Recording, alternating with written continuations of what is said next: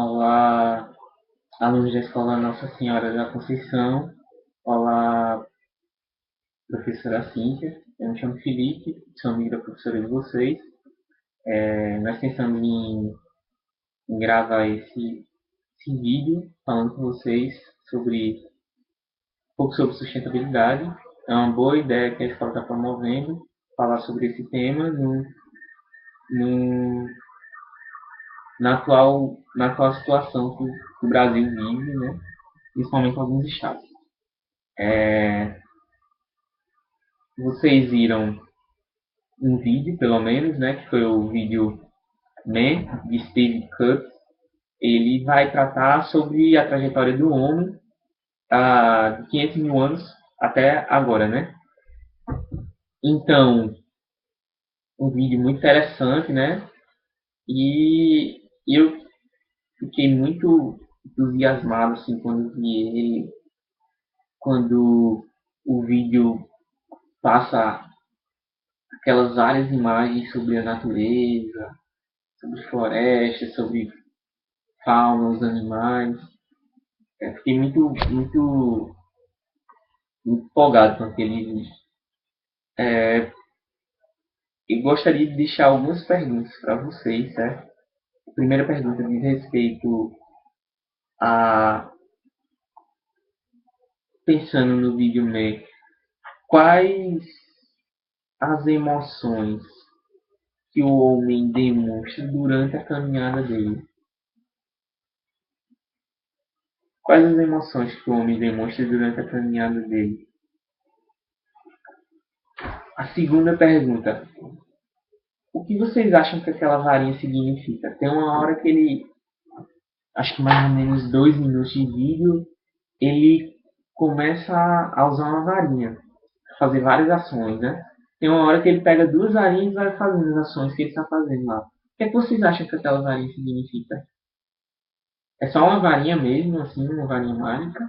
Ou ela serve de suporte para pensar em uma outra coisa? O que é que vocês acham que aquela varinha significa?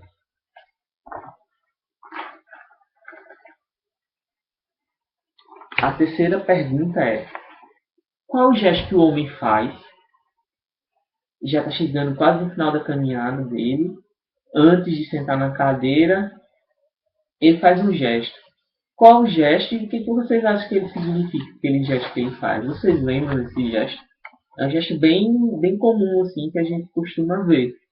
Ele faz um gesto, senta na cadeira e logo depois chegam os ETs, os extraterrestres, né? E aí tem aquele final engraçado que o criador do vídeo mostra, né? Mas qual é o gesto que ele faz antes de sentar na cadeira? O que é que ele significa, aquele gesto? Aí vocês vão falar agora sobre isso com a professora de vocês, certo?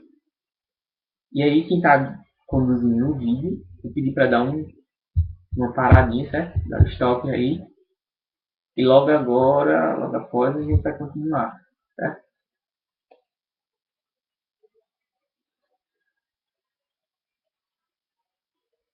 Pronto, então, né? Continuando. Vocês já discutiram com a professora de vocês sobre o vídeo meio. E agora eu acho que vocês já viram também o vídeo Ilha das Flores. Aí, esse vídeo Ilha das Flores é um vídeo brasileiro, né? Filmado no Rio Grande do Sul. E vai falar sobre o que vocês viram lá. Não vou falar o que é não. Todo mundo presta atenção, sabe o que é, né? Aí eu também fiquei pensando em algumas perguntas sobre aquele vídeo, né? A primeira, né? Se o Suzuki cultiva o tomate, né? Ele vende para um supermercado. No supermercado ele é comprado pela vendedora de perfumes que conseguiu dinheiro vendendo perfumes, que trocou os perfumes pelo dinheiro também, mas na loja. E aí a gente pensa na trajetória do tomate, né? Qual o caminho que o tomate fez até chegar à Ilha das Flores?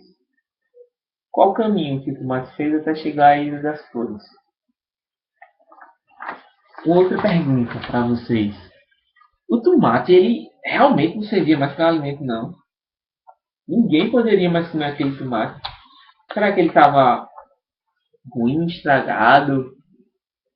O tomate não serviria mais para alimento. Tem uma outra pergunta também que a gente está pensando, né? Vocês sabem o que ali é um lixão, né? A céu aberto, como chama. E aí a gente fica pensando no lixo, né? Que a gente chama de lixo. E também pode chamar de resíduo sólido. Naquele lixo todo. O lixo, porque ele está longe da gente. O lixo deixa de ser lixo, deixa? Só porque ele está longe da gente, o lixo deixa de ser lixo. E, e, e falando sobre o lixo ainda, né? Tudo que a gente joga no lixo e tudo que se joga no lixo naquele vídeo realmente não servia mais para nada. Por exemplo, aquelas latas lá, elas não serviriam mais para nada. O tomate, o repolho, os outros vegetais também não serviriam mais para nada. Tudo que vai para o lixo realmente não serve mais para nada.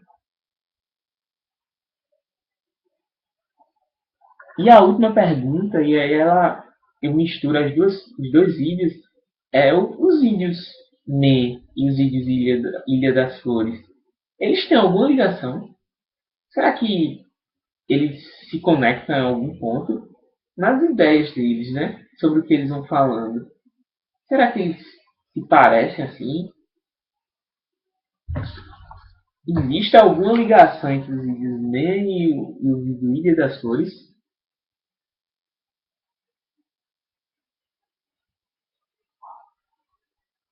E agora, vocês vão falar de novo com a professora de vocês, certo? Sobre isso, sobre essas perguntinhas que eu fiz. E peço para quem está conduzindo o vídeo de novo para dar uma paradinha no vídeo agora. E daqui a pouquinho a gente continua, certo?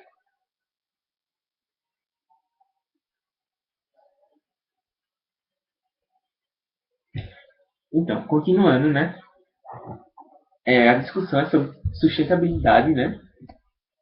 E aí, é, professora de vocês também pediu, eu falei para a professora de vocês, foi ela que pediu, falei para a professora de vocês que eu também ia falar um pouquinho sobre sustentabilidade.